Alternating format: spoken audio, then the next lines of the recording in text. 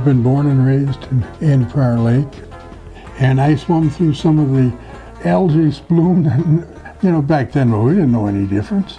Just a little green hair, and you get out and take a shower, and that was it. The community rallies around their lakes, and I think that's why back in 1970 some pretty smart people said we got to start taking care of this for the long haul. Lake residents were concerned with the high fluctuation of the water levels on Prior Lake, and so then I started digging through records of Prior Lake that would show the high water and the low water in 1905 up to, I think that's 1960s. And it showed a fluctuation in water level of over 20 feet. Everyone knew that if you got a landlocked basin, you got to get the excess water out of the basin. That water level would fluctuate, and it just made for a lot of damage on the lakeshore.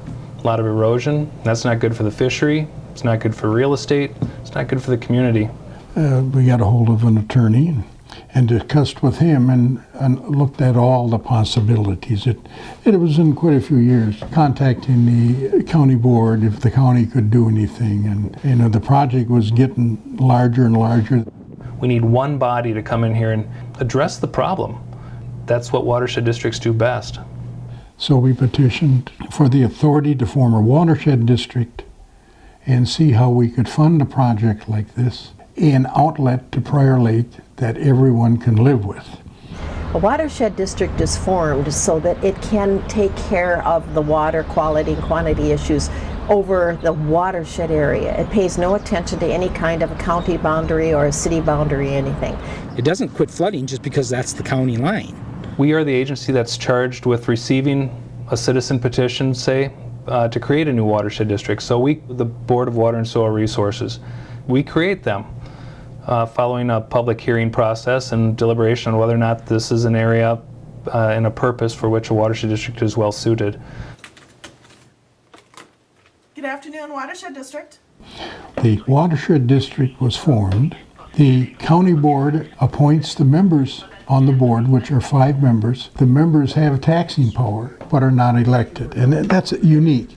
But even though they're assigned as a county representative, they are encouraged to look at the watershed as a whole. Now, sometimes you have to do things upstream in order to control the flooding downstream. Under watershed, people seem to come together. You find out how to find compromises and what to do to try to achieve that goal. You have standards, you have enforcement mechanisms, but what you try to do is work collaboratively with the other units of government. So in fact, you're all working together and pulling the same way. This is a form of local government, and so you find local governments tailoring it to their particular community's needs. And there's plenty of times where some of these watershed districts are ahead of where the state agencies are with their capabilities.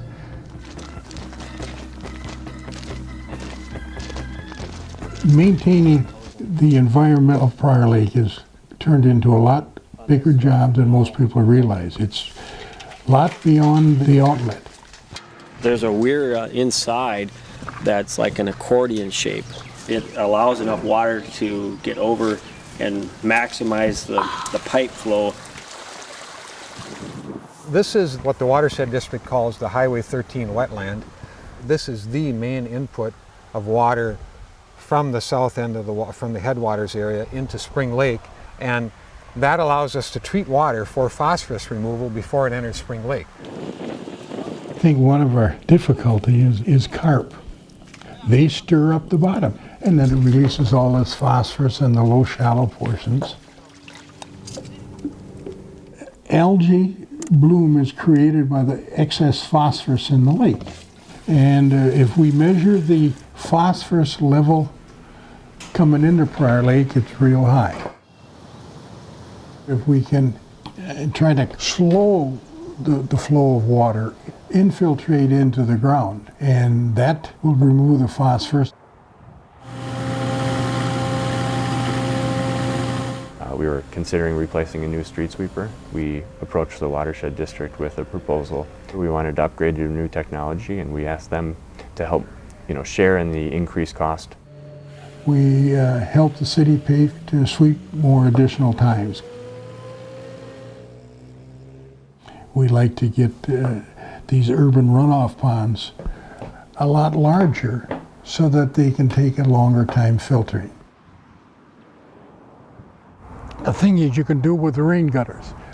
We have the rain barrel that you collect the water off the downspouts of your house and then drain it off slowly. Everyone taking a note and looking at it and say, what can I do? I just run garden hoses to the different spots, take care of my wife's watering the flowers. So again, good book to refer to, but you'll see there's a step-by-step there on the inside front cover. This is a Blue Thumb rain garden design class. All of these residents came several weeks ago to an introductory class and learned about rain gardens and native lakeshore restoration, and were interested enough that they want to now put a rain garden on their property. We are going and getting state grants. We're working with the city as they reconstruct streets to put in these retrofit rain gardens, and then we're working with landowners to do improvements on their own.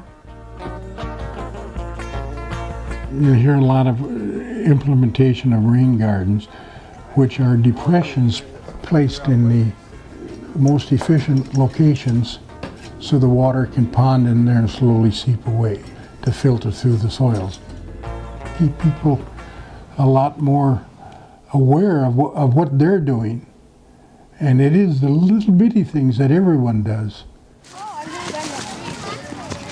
It's the Jeffers Pond Environmental Festival. The students are all throughout the whole school grounds, and they'll be doing 3 specific tests. One a visual erosion inspection, and one velocity of the outlet channel here behind us, and then third one is turbidity testing. Education and the education of the children. I'm a firm believer if you get them and believe in what can happen, because they believe in you can do a little bit and then these little bits add up. So we have educational programs that we sponsor or that help support with the school, send kids to environmental camps and so forth.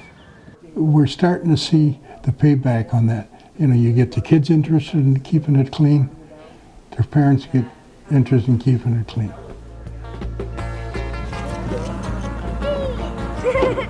I think this is one of the greatest places to raise kids. I was fortunate raising 7 kids in here, and I always tell them it's the water.